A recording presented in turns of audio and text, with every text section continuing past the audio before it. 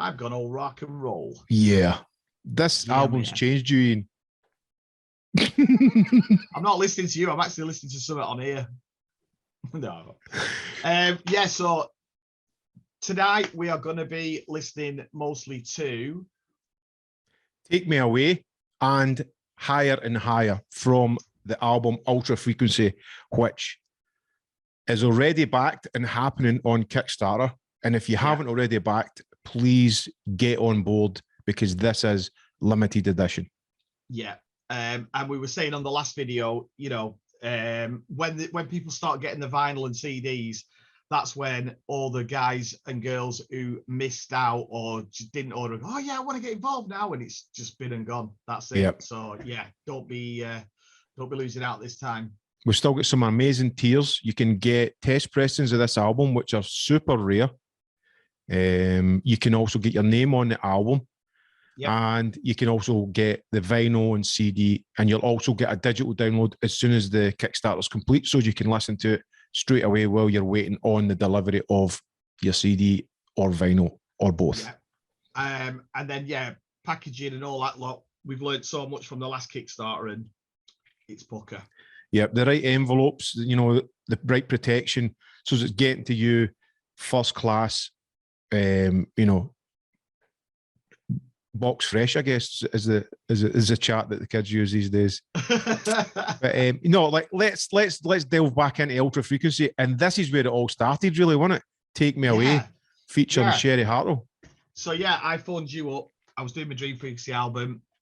I'm not going to use the old joke about because I've already done that. But yeah, so yeah, I really wanted you on board, and I'm because everybody else was busy.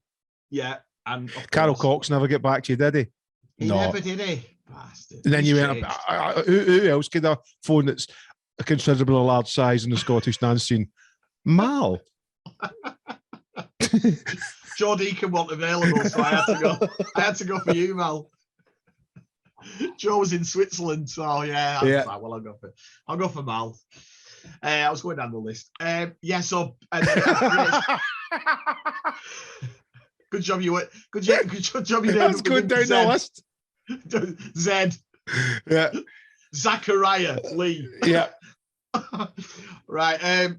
But yeah, so I'm buzzing that you said yeah, and then that was the first time obviously we worked together, and it was pre-COVID, and you came up and whatnot, and it was actually just before COVID kicked off, wasn't it? Because I remember you coming down, and it was all kicking off, and you were like, "Oh my god, I've no window on my train," and it was a girl like sniffling next to you or something, like coughing and spluttering, and you were like, "Yeah." And I was like, "No worries, Val. You bring it here. Bring it into my studio. No problem." It was mad. Actually, just you saying that reminded me, because the minute I got down, I can't remember if it was one of the stops or the station near yours. Yeah. And there was a police presence at the train station, and I hadn't seen that in Glasgow. You know what I mean? Coming. I know, and they went, "Oh yeah, are you working on the Dream Frequency album?" And I was like, "Yeah." And they went, "Okay, you can go." But no, I remember going down, and there was loads of police, and there was like you could feel there was something going on. Yeah. But let's not get bogged down with that. So we a few days in the studio. And I was so excited to come down and work with you. And I remember, I brought down the Behringer 303 because we were obviously thinking about putting a 303 in there, but I had no long got that. And we've both got original 303s, but this was just like a new toy in it. And you've got a studio full of amazing synths, but I brought that down thinking, are we going to use it? Are we not going to use it?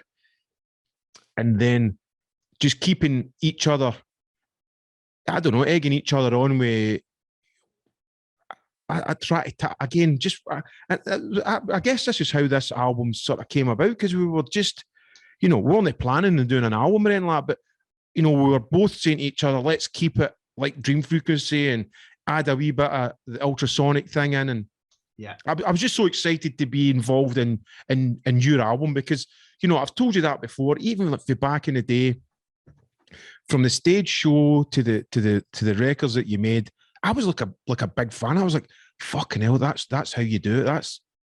that's it done right. That's what I want to do. That's, you know, like, how's that produced? And watching the show, I remember at a Resurrection watching the show and all that.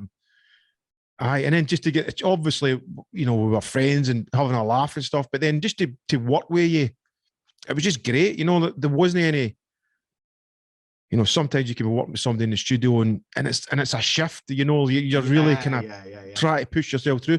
But this was just, you know, we were like fucking pissing ourselves laughing one minute and then buzzing on the tune the next. You know, it was just a great way to spend some time. No, ditto, mate. It was brilliant to have you over, and I remember I've said this before when I saw you at Resurrection, like the first time. That must have been your first res, man. That I'm sure. I think it was 92 maybe or something like that. Yeah, and like I've told you, I was like, who are these crazy kids here? And they were like, and already you could see the crowd. I could see like, fucking, they were having it, mate. They were having it. And it was like, wow, yeah. Your ship was tight, man. Yeah, it was tight. We were the new kids in the block, but like mega fans of what you were doing. So I coming down and being able to work with Dream Frequency on a Dream Frequency album was just like, I was just super pumped to do it. And then with this track, like we've said before, we'll just really try to impress each other. So like this track's got like hoovers, horns, sirens, and it, what else can we have? But that was the joy of doing it. You know, I was just like, get that and just need something else, get that and just buzzing it. And I remember when you came up with a Hoover sound, the two just looked at each other and were like, fucking, remember that? That was just like, it needs, what are we going to do in here? What are we going to do in here? Yeah. Wah. We were just like, what? You know, you're on hell. Our parameters for knowing that we're onto something is when we're both just laughing like because you know what's going to go off on the dance floor, basically. Just giving it the full bass face. What? Now, that was a genius moment. Yeah. Brilliant. And then, you know, to have, that's the first time I'd met and worked with Cherie, and just to have her on tap for you, go, you know what, because again, like I was saying to you, like I wasn't thinking, I had no preconceptions of what we were, I was just like, let's go down and smash a track. And then you're like, let's get some vocals from Cherie. And I was like, fuck, yes. You wrote them lines, man, as well. You wrote the. Well, I think we'd done a Bernie and Elton, didn't we? We were kind of pushing them about each other. Yeah. And we kind of came up with them, you know, either you or I'll spark something and then it's bounced off. Yeah. And I remember we got the lines pretty fast. And then it was like 30 minutes, like Cherie's turned up and it was just like, fucking, this is on. Here we go. And she just nailed it. Yeah. First couple of takes, and you're just like, fucking, there you go. I told you. And then I remember I suggested about, you know, just, and I was like, let's just do what you did when you had vocals back in the day. Remember? And I said, let's chop up Cherie's vocals and put it into the sampler. Yeah. And we came up with another couple of wee vocal melodies that, you know, Cherie had sung all the lines, but we just rearranged them with the sampler, and it just, again, just gave it that wee extra lift. And again, it's probably was one of the wee things where you're trying to impress each, you know, which is just pushing the track on kind of thing, you know. Yeah. I remember you going away and programming all the 303s and then coming back and it were like screaming 303s. I was like, all right, yeah, so that's how he does it. Yeah, and then I was like, get that in tune and we'll get it in the track. Because I was like pure Les Dawson. I was like, you think that's all right? You know, that was the bagpipe roots. But no, that was great. You're forgetting the most important thing that you brought to the studio though, mate. A family pack of double-deckers. Correct. Correct. And I left one down in your studio and you tormented me. Wait, I couldn't believe you hadn't ate it for about a year. So I had it. Yeah, I had it, and it was squashed. I think I'd sat on it, and I went, and I kept producing it from the drawer every time we were working on this album. I think and then Charlotte eventually ate it. She went, "Whose is that?" There, and I went, "Oh, you can't." Gone. Too good to waste. That I'd rather seen that round being tormented online with a fucking smashed up double decker. Oh, but that was great. Just getting it, and we had to add it to this album. And I guess maybe that's how the album is 13 tracks, because we both kind of said, right, an album's about 12 tracks, 12 solid tracks. And I guess this is just a fantastic bonus track. Yeah, absolutely. Yeah, I've got to give big ups to George and Sparkos for doing that remix as well. Oh, they done a brilliant remix. Yep. Yeah. And you know what? I told you not that long ago. I was at a club, and somebody played it, and it's the first time I'd heard it played in a club. The remix. Yeah. And it sound, that way where I listened to it and I was like, that's wicked. And then you hear it in a big system, and you go, fucking yes, that is wicked. Yeah. It's fucking punchy, man. It's proper. Yeah. And to be fair, obviously, Take Me Away is, been out. I've had a chance to, and again, you have as well, to play it. You've played it live with Sheree and stuff, but I played it in a couple of DJ sets. Yeah. And what struck me was people singing along, people knowing it like it was a track they've known forever, or it just seemed to be like accepted right into the. I tell you, I told you this. Like we did a gig in Leeds straight after lockdown. When we were getting out and about again. And it was a really good crowd, and we did like an hour live set with the Dream Frequency album, and I just dropped that. Obviously, you weren't there, so I was just pretending to be you. I don't know what man. Double deckers in the back pocket and everything. I put I stuff this thing, like to make it look like you. No, you went to the gym, you worked out, you beefed up. I got the pecs and all that. But no, there were two. What struck me was the crowd. It was one of the best tracks that went down, genuinely. And I told you there was 3 youngish lads at the front. And when that came on, mate, they started losing the shit. And they were in the early 20s, and I was like, wow, that's great to see. They honestly was just proper losing the shit. And in many ways, Take Me Away is the blueprint for Ultra Frequency album, wasn't it? Yeah, absolutely. And that set the bar, and we knew we had such an amazing track to, and I was going to say to beat, but that was the bar. That's the level we needed to reach. And I'm so glad it was there, because it just set I don't know what the word is, set the precedence. Is that what you're saying? Yeah. Or something like that? Yeah. It's a marker, innit? Aye, definitely. Did we play it, or are we going to play it? Or yeah, let's play it. I don't know what's happening with these videos. Yeah, let's just talk about it for another 3 days. You're great. No, you're great. No, you're great. Yeah, but you're greater. Oh, but you're the best. Take it away.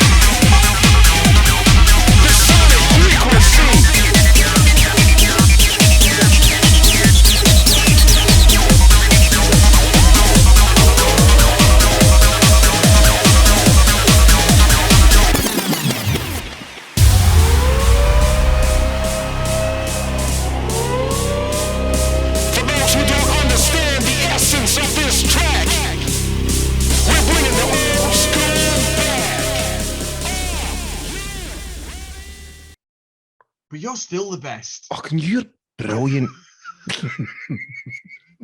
You shine like a star. There's just an energy for you. I don't know what it is. You've got an aura. Like fucking aura. Oh man. Right, so onwards and upwards. So this next track, Higher and Higher, again got the vocal of Cherie. Yeah. Really catchy. We just wanted to make every track catchy, memorable. Yeah. We just didn't want to do any sort of like filler tracks. And this delivers again on that front. Yeah, it's pure massive rave bosh. And what I remembered from this track, in the structure, it was just like relentless. It never stopped. Yeah. You know, the breakdown doesn't really happen to like 3/4 into the track. Yeah. Because it's just like, you know, stabs, riffs, and we had the piano, but we kept the beats running and stuff like that. And that's a bit slightly different approach than what I would normally go down, but it just seemed to work really well and higher. Yeah. Well, we again, like a lot of the tracks on the album are really high octane. It's almost like if you're on the dance floor, you're thinking, I think that's the big bit. Jesus Christ. Oh, Jesus Christ. It's like, yeah. Tell the kids I love them.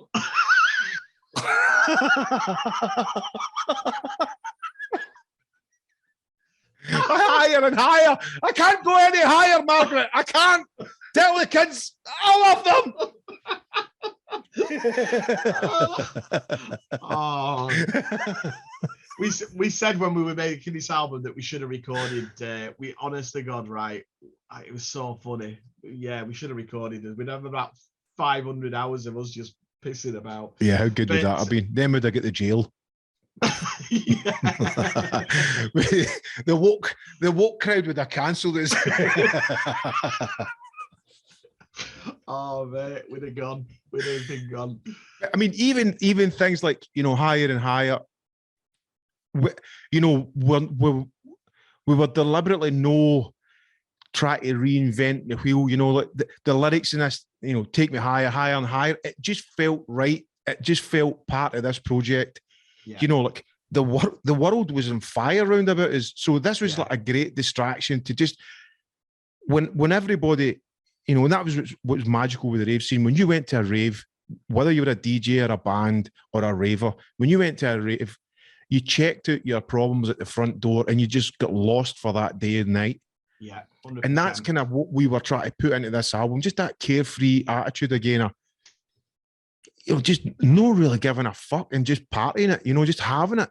Yeah. The stabs in that track in Higher and Higher. Wow. Yeah, I mean, it's just no apologies, rave, piano, vocal, banger. Yeah. And again, we weren't trying to disguise the fact that's for sure. I mean, the album. I genuinely, I'm so excited about this album and the work that we've put into it and how it's. I mean, I'm looking at a playlist now, sort of thing, you know, and as these episodes continue, you know, we'll let you hear more. But I'm sure I speak for the both of us when we just want everybody to get a blast of this, and then, you know, when we can take it on the road and we can actually do some live gigs with it as well, it's just going to be super. It's just going to be super. It's going to be just amazing, man. It's exciting. Yeah, definitely, man. Well, shall we launch into it? Shall we have a listen? So this is track 4 on the album. 4 on the album, Higher and Higher. Take it away.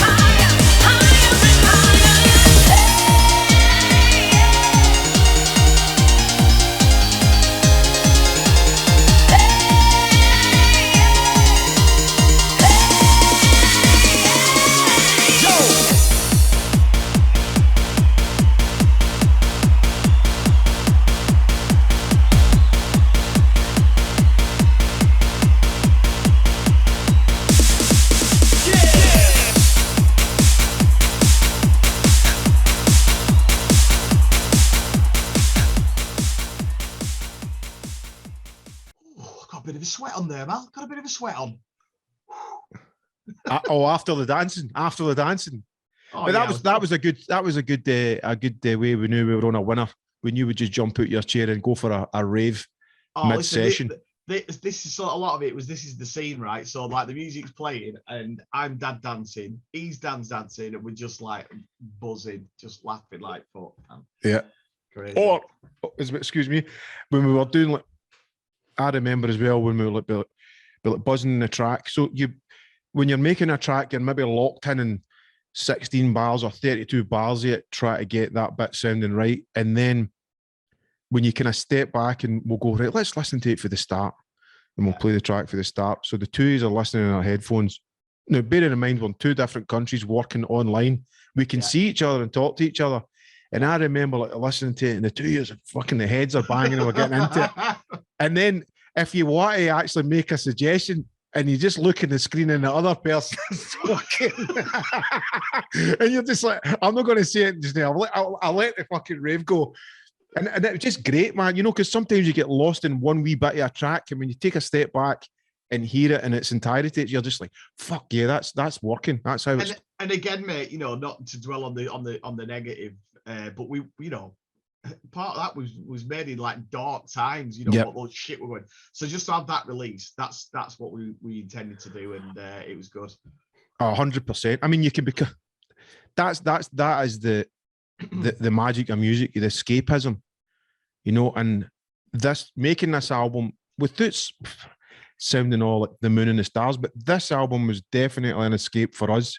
Yeah, during that time, and also it's unity as well, isn't it? You know what I mean? Because again, we out the world peace and all that. It brings people together, and that's the vibe you wanted to do. As in, like, locked on into this. Yeah, 100%. Sherry just banged out the vocals as well and lifted the track higher and higher. And then you with your killer lines. Your killer lines, sir. Your killer lines. Yeah, I mean, it's something it's not that I don't take it serious. You never do, honestly, right? Because, well, I'm not getting into dodgy ground here, but there's a certain German band who's like basically stole all your one-liners. Yeah, we knew who you mean. Yeah, and yeah, you know what I mean. It's like I've always said, you just got that ability to just say the perfect one-liner that makes you just smile and go, fucking yeah. But I'm just buzzing off the track, you know, what we've wrote, and it just and when I say it, I don't take it serious. You know, when I'm recording it, I'm doing it, I'm like, yeah, this is it. But it's like, no, like I'm up for 3 days trying to come up with it's just like, I don't know. I know. Try to add a wee pepper or something that's just going to take people higher and higher. Yeah.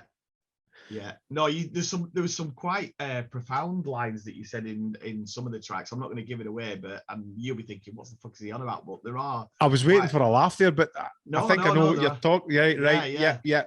Towards the end of the track in the album, I think, isn't it? And it's a banging track as well. But there's a message there.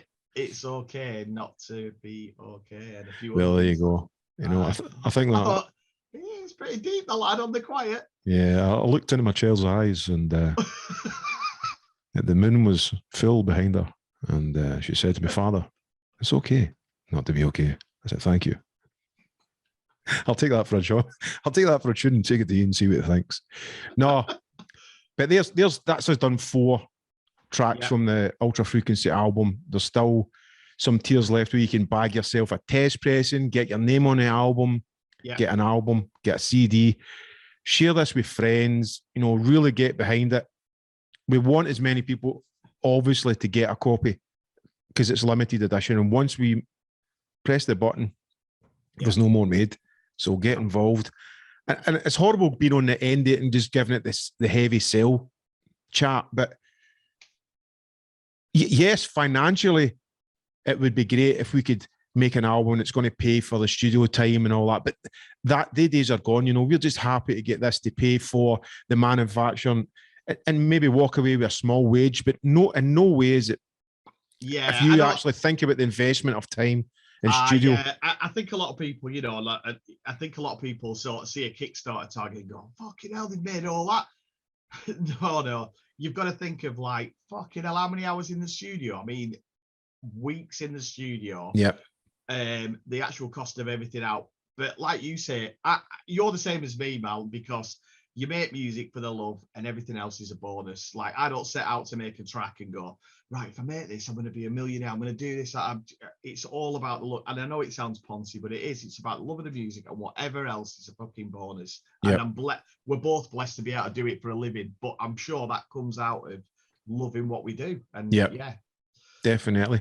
I mean, we did get the calculators out to try and come up with the figures, because you need to, because we're doing this, you need to know how much vinyl is to, you know, produce, and even like shipping costs and all that.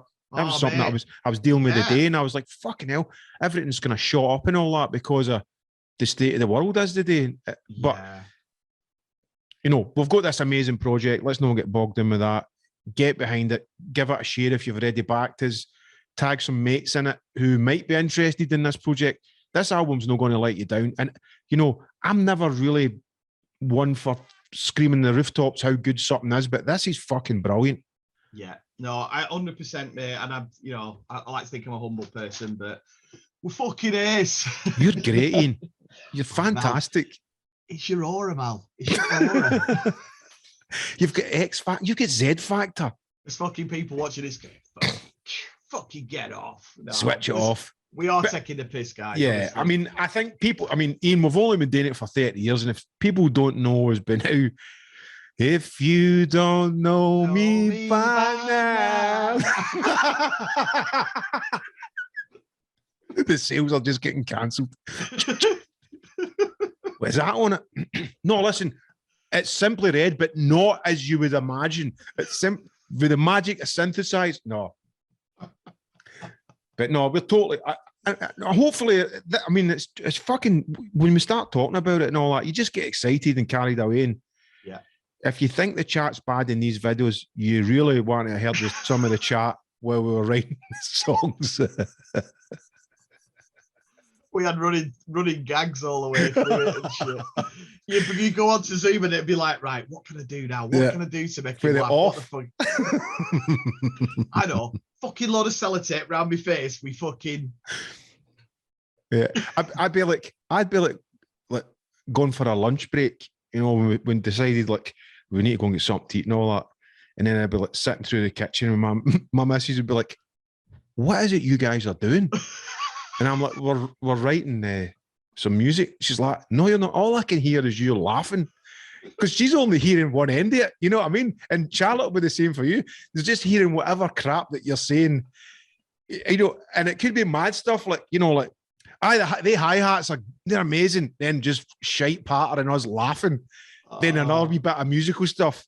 Yeah, that's the right sound. That's the right sound. And then it's just another, I can't even say some of the stuff that we were saying, but you need that, don't you? You need that energy and excitement in the studio. Are you putting that in the track? Is that what happens? Yeah, it must be. It's a process, isn't it? All that we just get giddy, don't we, Mal? We get giddy. And I love it. it. That's great, man. It's always a pleasure, never a chore. Aye, man. So listen, there's going to be another 2 tracks next week. Tune in. Thanks for tuning in. Thanks for watching this. Thanks so much for all the support on the Kickstarter. It's definitely happening. And if you want yours, you know what to do. We've said it a million times. All the best.